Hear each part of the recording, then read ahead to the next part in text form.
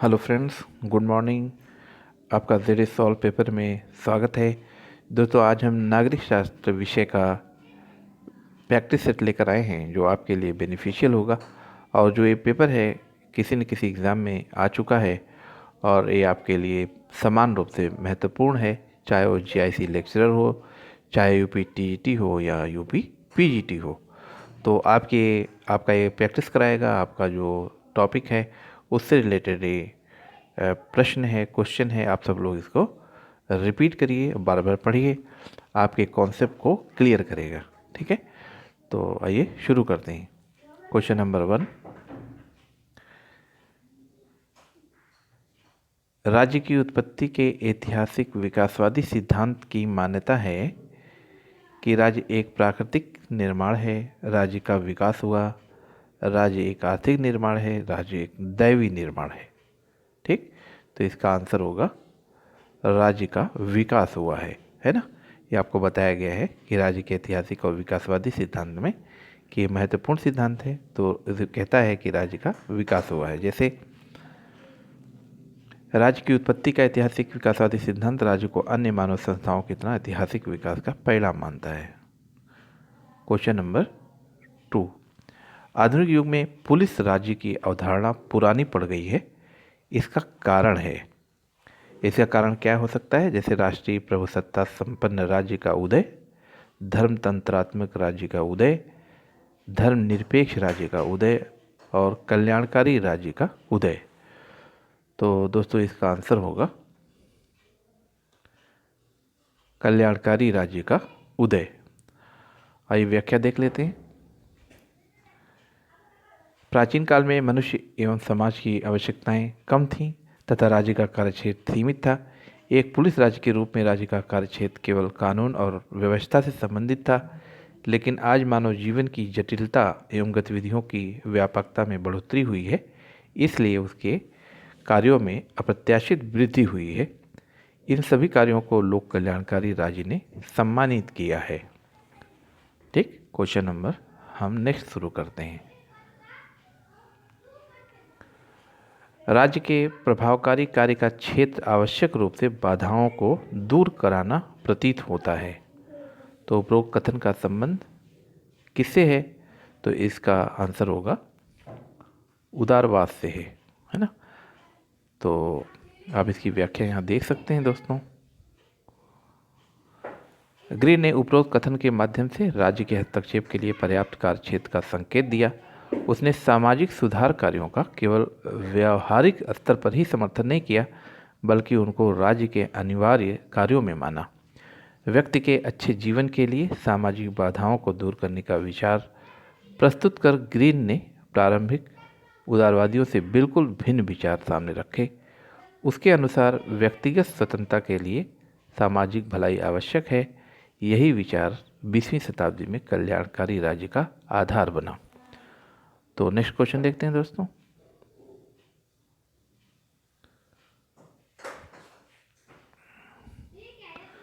राज्य के कार्यों में वृद्धि हुई है क्योंकि यह माना जाता है कि राज्य सभी की भलाई का कार्य करता है।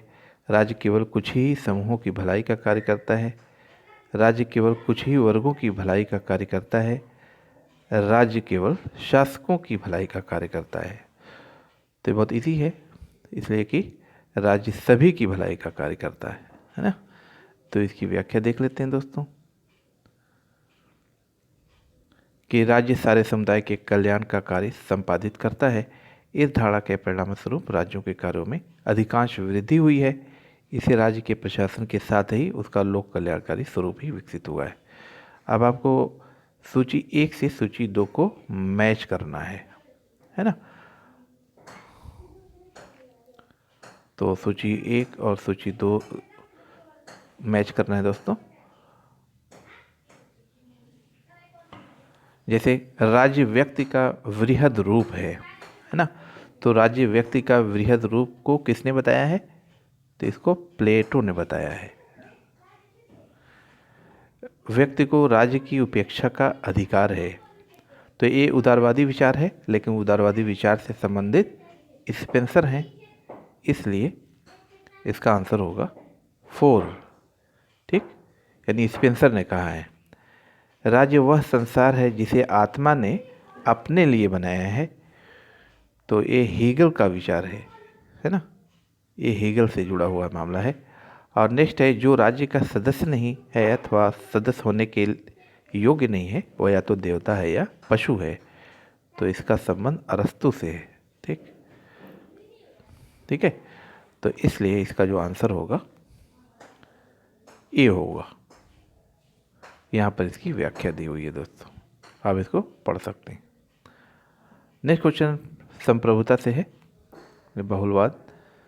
जैसे जो लेखक राज्य को संघों का संघ मानते हैं उन्हें कहा जाता है बहुलवादी, है ना। इसकी हम यहाँ पर व्याख्या देख सकते हैं कि बहुलवादी एकात्मक संप्रभुता का विरोध करते हुए राज्य को समाज के अन्य समुदायों के समान ही मानते हैं। लास्की के अनुसार राज्य भी अन्य सामाजिक संघों की भांति एक संघ है, चूँकि राज्य अन्य संघों में संतुलन स्थापित करता है अथवा संघों का संघ है। ठीक, नेक्स्ट क्वेश्चन देखते हैं।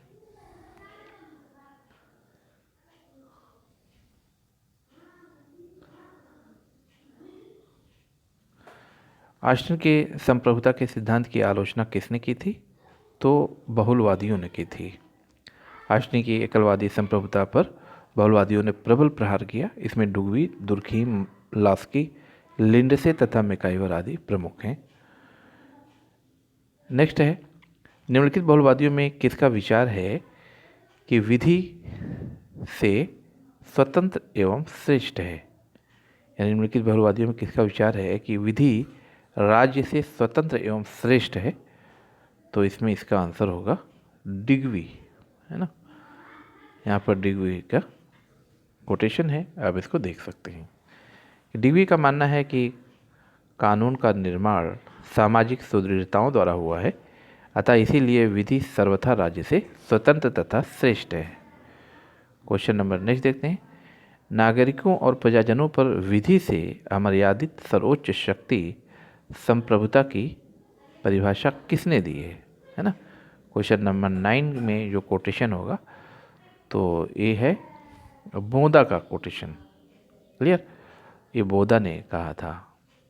अब इसकी यहाँ व्याख्या देख सकते हैं कि मैकियावेली के विचारों में संप्रभुता शब्द को हम देख नहीं पाते हैं। सबसे पहले बोधा ने संप्रभुता के विचार को जन्मा, लेकिन बोधा और ऑस्टिन दोनों ही संप्रभुता को विधि द्वारा मर्यादित मानते हैं, जबकि हाफ्स संप्रभु को विधि से भी ऊपर मानता है। क्वेश्चन नंबर नेक्स्ट है, बहुलवादियों को मानना है, यानी इनकी मान्यता है कि संप्रभुता निर्बाध है, संप्रभुता अविभाज्य है, संप्रभुता असीमित है, संप्रभुता विभाजित है। तो बहुलवादी क्या मानते हैं? संप्रभुता को विभाज्य मानते हैं, है ना।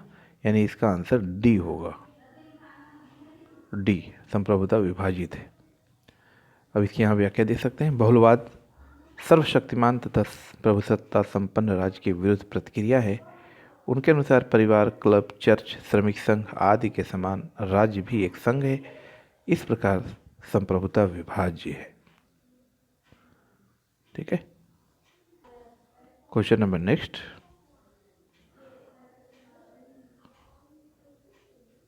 फेबियन समाजवाद का विकास सर्वप्रथम किस देश में हुआ? तो फेबियन समाजवाद का विकास सर्वप्रथम इंग्लैंड में हुआ, है ना। यहाँ पर आप इसको इसकी व्याख्या देख सकते हैं कि फेबियनवाद शुद्ध रूप से अंग्रेजी विचारधारा थी, जिसका जन्म इंग्लैंड में हुआ। यह आंदोलन 4 जनवरी 1884 को फेबियन सोसाइटी की स्थापना से आरंभ हुआ, है ना। नेक्स्ट क्वेश्चन, प्रत्येक व्यक्ति को उसकी योग्यता के अनुसार, तदंतर प्रत्येक को उसकी आवश्यकता के अनुसार इस सिद्धांत का प्रतिपादन किस सिद्धांत ने किया है?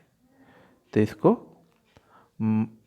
वैज्ञानिक समाजवाद ने इसको क्लियर किया है ना। वैज्ञानिक समाजवाद ने इसको क्लियर किया है।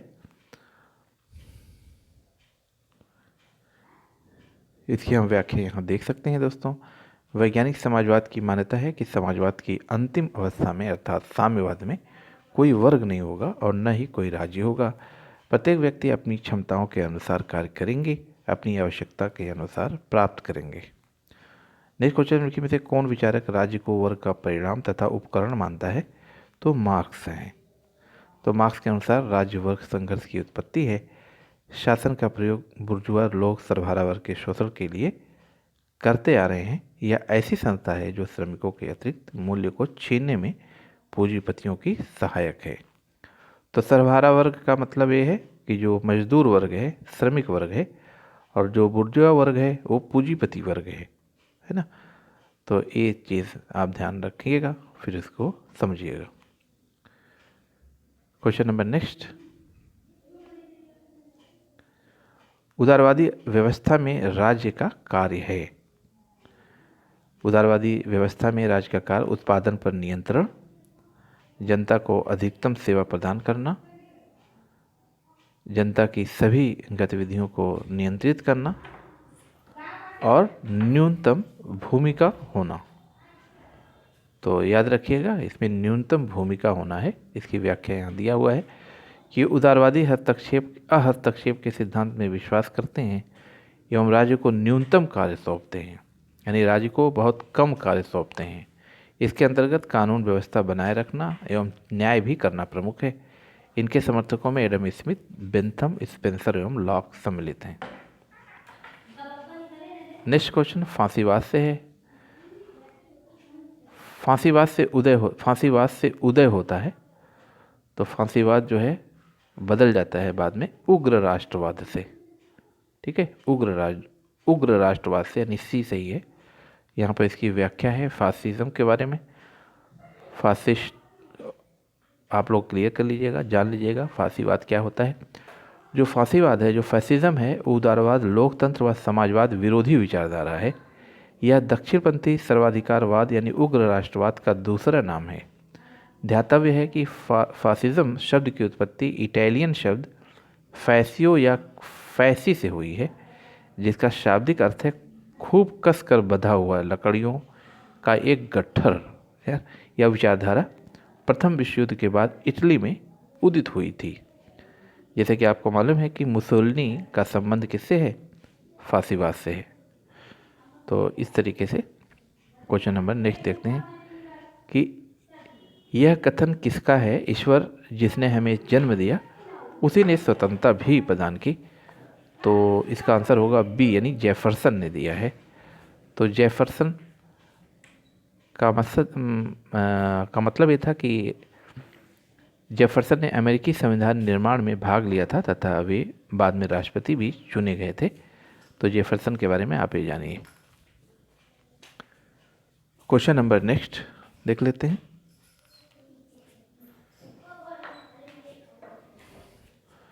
अध्यक्षात्मक शासन प्रणाली आधारित है एक व्यक्ति में सत्ता केंद्रित करने में, अनेक व्यक्तियों को सत्ता प्रदान करने में, सरकार के विभिन्न अंगों के बीच सत्ता को विभाजित करने में, केंद्र और राज्यों के मध्य सत्ता को विभाजित करने में। ठीक है, तो इसमें अध्यक्षात्मक शासन की विशेषता होगी सरकार के विभिन्न अंगों के बीच सत्ता को विभाजित करने में। यहाँ पर आंसर दिया हुआ है। अब यहाँ इसकी एक्सप्लेनेशन दी है कि अध्यक्षात्मक शासन प्रणाली शक्ति पृथक्करण अर्थात कार्य विभाजन के सिद्धांत पर आधारित होती है। इसमें कार्यपालिका और व्यवस्थापिका पृथक पृथक होती है। मंत्रिपरिषद व्यवस्थापिका के प्रति उत्तरदायी नहीं होती, साथ ही स्वतंत्र एवं सर्वोच्च न्यायपालिका होती है। ठीक है, ये चीज़ ध्यान रखिएगा। नेक्स्ट है क्वेश्चन नंबर नेक्स्ट 18, निम्नलिखित में से कौन विश्व में सबसे अधिक शक्तिशाली द्वितीय सदन है? तो इसमें आंसर होगा बी, अमेरिका की सीनेट। यहाँ इसकी व्याख्या दी हुई है। अमेरिकी सीनेट विश्व में सर्वाधिक शक्तिशाली द्वितीय सदन है। अवित्तीय विधेयकों के संबंध में दोनों सदनों को समान शक्तियाँ प्राप्त हैं, साथ ही वित्तीय विधेयक भी दोनों सदनों द्वारा स्वीकृत होना आवश्यक है। अमेरिका में राष्ट्रपति पर नियंत्रण की शक्ति सीनेट को प्राप्त है। क्वेश्चन नंबर नेक्स्ट, अल्पसंख्यकों के प्रतिनिधित्व के लिए सबसे उचित या उपयुक्त निर्वाचन प्रणाली है, इसमें सबसे उचित माना जाएगा आनुपातिक प्रतिनिधित्व प्रणाली, है ना। यानी इसमें दिया हुआ है पृथक निर्वाचन प्रणाली, आनुपातिक प्रतिनिधित्व प्रणाली, एकीकृत मत प्रणाली और सीमित मत प्रणाली। तो इसमें इसका आंसर होगा बी, यानी आनुपातिक प्रतिनिधित्व प्रणाली। इसकी व्याख्या देख लेते हैं। सीमित मतदान प्रणाली या एकीकृत मत प्रणाली तथा द्वितीय मत प्रणाली आदि में अल्पसंख्यकों का उचित प्रतिनिधित्व नहीं हो पाता था। अतः इस दोष को दूर करने के लिए थॉमस एयर ने सन 1851 में आनुपातिक प्रतिनिधित्व प्रणाली की योजना प्रस्तुत की। ठीक है, ये चीज़ ध्यान रखिएगा। क्वेश्चन नंबर नेक्स्ट, दबाव समूह कौन सा तरीका नहीं अपनाते हैं? तो दबाव समूह चुनाव नहीं लड़ते हैं, है ना। तो इसका आंसर होगा डी, यानी चुनाव लड़ना। अगर वो चुनाव लड़ते हैं तो फिर वो दबाव समूह नहीं रह जाते, तो डी सही है। इसमें आप देख सकते हैं कि दबाव समूह निर्वाचनों के माध्यम से अपने हितों के संरक्षण एवं संवर्धन का प्रयास करते हैं। ये अपने प्रत्याशियों के पक्ष में चुनाव प्रचार का कार्य तो करते हैं, किंतु स्वयं चुनाव नहीं लड़ते। ये विचार विमर्श के लिए गोष्ठियों का भी आयोजन करते हैं। निर्वाचन के पश्चात दबाव समूह व्यवस्थापिका की लॉबी को प्रभावित करने का प्रयास करते हैं। अब हम नेक्स्ट टॉपिक ले रहे हैं राजनीतिक विचारक और चिंतक। तो इसमें एक कथन है कि अपने ऊपर, अपने शरीर और मन पर व्यक्ति संप्रभु है।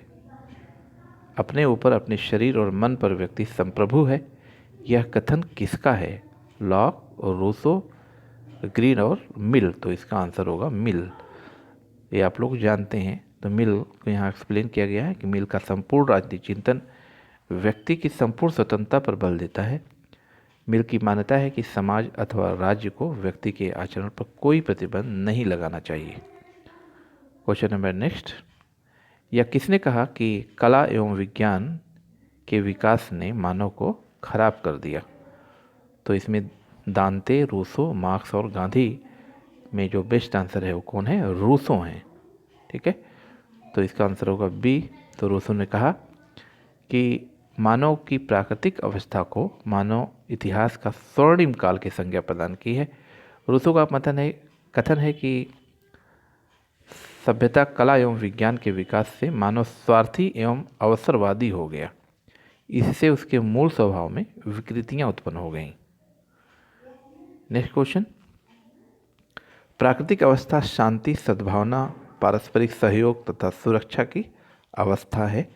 यह कथन किसका है? तो ये कथन लॉक का है। ठीक है, तो लॉक ने यहाँ पर व्याख्या किया कि लॉक के अनुसार प्राकृतिक अवस्था शांति, सहायता, पारस्परिक सद्भाव एवं संरक्षण की स्थिति है, जो शत्रुता, द्वेष, हिंसा तथा पारस्परिक विनाश की अवस्था से सर्वथा भिन्न है। यानी अपनी जो पुस्तक इनकी है second treatise of civil government, तो उसमें इन्होंने कहा कि लॉक कहा कि इस अवस्था यानी प्राकृतिक अवस्था की कठिनाई यह है कि प्रत्येक व्यक्ति पुलिसकर्मी एवं न्यायाधीश है तथा स्वयं प्राकृतिक युग के कानून का निर्माता तथा उसे लागू करने वाला है। ठीक है, ये चीज़ ध्यान रखने की है।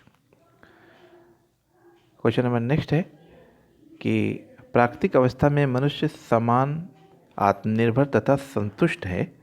ये कथन किसका है? Hobbes, Locke, Rousseau, Bentham.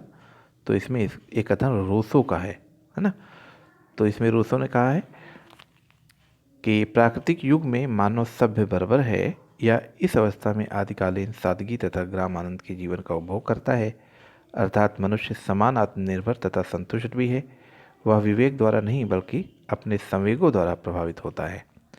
सभी वस्तुओं पर सबका समान अधिकार है, अतः अपने और पराये में कोई भेद नहीं है। किंतु सभ्यता के विकास के साथ विवेक जागृत होता है, जो अपने व पराये में भेद उत्पन्न करता है। निजी संपत्ति की प्रणाली उभरकर सामाजिक असमानता को जन्म देती है। नेक्स्ट क्वेश्चन है, रूसो के राजदर्शन में सामान्य इच्छा प्रतिनिधित्व करती है जनमत का, बहुमत का, अधिकतम लोगों के अधिकतम हित का, समान हित की समान चेतना का। तो इसका आंसर समान हित की समान चेतना का है। तो यहाँ पर इसकी व्याख्या है कि रूसो कहता है कि मतदाताओं की संख्या की अपेक्षा उस सामाजिक हित की भावना से कोई इच्छा अधिक सामान्य इच्छा बनती है जिसके द्वारा वे एकता में बंधते हैं। बहुमत अथवा जनमत सामान्य हित से दूर भी हो सकता है, लेकिन सामान्य इच्छा सदैव जनहित से अनुप्रेरित होती है। तो ये चीज़ ध्यान रखिएगा। क्वेश्चन नंबर नेक्स्ट, प्लेटो के अनुसार आदर्श राज्य का पहला विकृत स्वरूप है सम्मान तंत्र, है ना।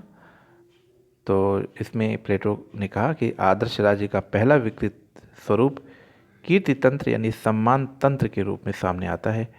उसके बाद यह क्रमशः अल्पतंत्र, लोकतंत्र एवं निरंकुश तंत्र में परिवर्तित हो जाता है।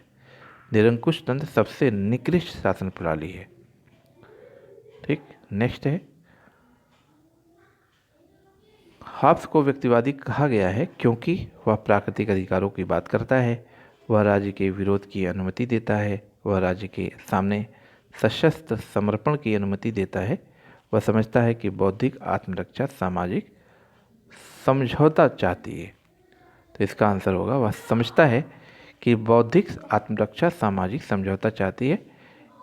इसमें कहा गया है कि हॉब्स कि यदि संप्रभु व्यक्ति का अपना जीवन संकट में डालने के लिए या सेना में भर्ती होने के लिए बाध्य करता है तो व्यक्ति संप्रभु के आदेश का उल्लंघन कर सकता है। यहाँ पर हॉब्स ने बुद्धिसंगत आत्मरक्षा के सिद्धांत का प्रतिपादन किया है, इसलिए उसे व्यक्तिवादी कहा गया है। नेक्स्ट है, लॉक ने इस विचार का समर्थन किया है, व्यक्ति की सीमित स्वतंत्रता, राजा के असीमित अधिकार, संवैधानिक सरकार, कुछ व्यक्तियों की शक्ति। तो इसमें इसका आंसर होगा संवैधानिक सरकार। तो संवैधानिक सरकार के बारे में लॉक का इम्पोर्टेंट समर्थन है। लॉक का सामाजिक समझौता हॉब्स के समझौते से भिन्न है। हॉब्स के समझौते के अनुसार राजा समझौते की शर्तों से परे था, जबकि लॉक के सामाजिक समझौते की शर्तों से शासक भी उसी तरह बंधा है जिस प्रकार पूरा समाज। राजनीति प्रणाली का विश्लेषण करते समय लॉक ने संविधानवाद तथा संवैधानिक सरकार को सर्वोपरि माना है और सीमित सरकार का समर्थन किया। नेक्स्ट है, यह कथन किसका है कि सामान्य इच्छा का अनुपालन नहीं करता है, उसे स्वतंत्र होने के लिए बाध्य किया जाएगा। सामान्य इच्छा का अनुपालन नहीं करता है, उसे स्वतंत्र होने के लिए बाध्य किया जाएगा। यानी ये मनुष्य के बारे में है कि अगर मनुष्य सामान्य इच्छा का अनुपालन नहीं करता है तो उसे स्वतंत्र होने के लिए बाध्य किया जाएगा। ये इम्पोर्टेंट कथन बहुत प्रसिद्ध है, ये रूसो का है। ठीक है, तो इस तरीके से यहाँ पर इसका एक्सप्लेन देख सकते हैं। रूसो की सामान्य इच्छा संप्रभुताधारी है। यदि वह सामान्य इच्छा का पालन करता है तो वह सच्ची स्वतंत्रता का उपभोग कर रहा है। यदि कोई व्यक्ति सामान्य इच्छा की अवहेलना करेगा तो उसे बाध्य किया जाएगा ताकि अपनी सच्ची स्वतंत्रता का उपभोग कर सके। इस प्रकार रूसो सामान्य इच्छा के विरुद्ध लोगों को कोई अधिकार नहीं देता है। क्वेश्चन नंबर नेक्स्ट देखते हैं कि व्यक्ति राज्य में उतना ही स्वतंत्र है जितना वह प्राकृतिक अवस्था में था। ये हॉब्स, लॉक, रूसो, ग्रीन। तो ये जो कथन है वो रूसो का ही है। रूसो ने समाज के लोगों की समान इच्छा को राज्य की आधारशिला माना है, जो कि सामान्य जनता की पवित्र इच्छा होती है। नेक्स्ट क्वेश्चन देखते हैं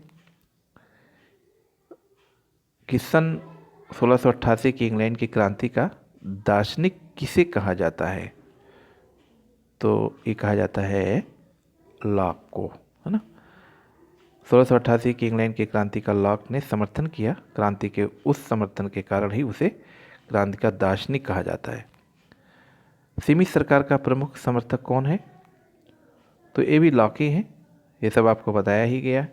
प्राकृतिक विधियाँ बुद्धिमत्ता की विधियाँ हैं, यह कथन किसका है, तो ये हॉब्स का है। प्राकृतिक विधियाँ बुद्धिमत्ता की विधियाँ हैं, ये हॉब्स ने कहा है। हॉब्स ने 19 प्राकृतिक नियमों का उल्लेख किया है और इसे शांति की धाराओं का नाम दिया है। वह कहता है कि यह वह नियम है जिन्हें विवेक द्वारा खोजा जा सकता है। प्लेटो के रिपब्लिक में न्याय निहित है कि दार्शनिक राजा की आज्ञा मानने में, साम्यवादी व्यवस्था के अंतर्गत जीवन में अपने स्थान के कर्तव्यों को करने में, नगर राज्य के जीवन की सहभागिता में। तो इसका आंसर होगा जीवन में अपने स्थान के कर्तव्यों को करने में, है ना। तो इस तरीके से न्याय की परिभाषा ऐसे प्लेटो ने दिया। इसके अनुसार आत्मिक गुणों के रुझान के अनुरूप अपना कर्तव्य पालन करना चाहिए और अन्य व्यक्तियों या वर्गों के कार्यों में हस्तक्षेप नहीं करना चाहिए। तो इसलिए प्रश्न में प्रदत्त अन्य विकल्प प्लेटो के आदर्श राज्य के लक्षण हैं, है ना। नेक्स्ट है, उस संप्रभु के पीछे जिसे वकील मान्यता देते हैं एक अन्य संप्रभु होता है जिसके समक्ष कानूनी संप्रभु को झुकना पड़ता है। यह कथन किसका है? डायसी का है ना। ये आप लोग को बताया गया है, आप इसको पढ़ सकते हैं। किसने कहा कि व्यक्ति के स्वसंबंधित कार्यों में राज्य को हस्तक्षेप नहीं करना चाहिए? ये इसके आंसर मिल है। ये भी आपको बताया गया कि स्वसंबंधित पर संबंधित ये दो कार्य होते हैं, ठीक है। इसको आप पढ़ सकते हैं। और नेक्स्ट है कि यह किसने कहा कि मनुष्य स्वतंत्र पैदा हुआ किंतु वह हर जगह बेड़ियों से जकड़ा हुआ है? तो ये भी रूसो का है, आप इसको पढ़ सकते हैं। क्योंकि में से कौन कथन हाब्स के लिए अनुपयुक्त है? तो मनुष्य शासक को नियुक्त कर सकते हैं, यह अनुपयुक्त है, ठीक है। यहाँ पर बाकी ये इसके लिए मैच नहीं है, हाब्स ने नहीं कहा है, बल्कि बाकी चीज़ें हाब्स के ही हैं। हाब्स ने क्या क्या कहा?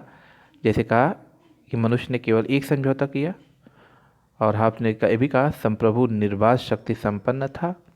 हाब्स ने ये भी कहा कि समझौता एक पक्षी था। ये तीन सही हैं, लेकिन जो बी है यानी मनुष्य शासक को नियुक्त कर सकते हैं, गलत है, ये हाब्स ने नहीं कहा है।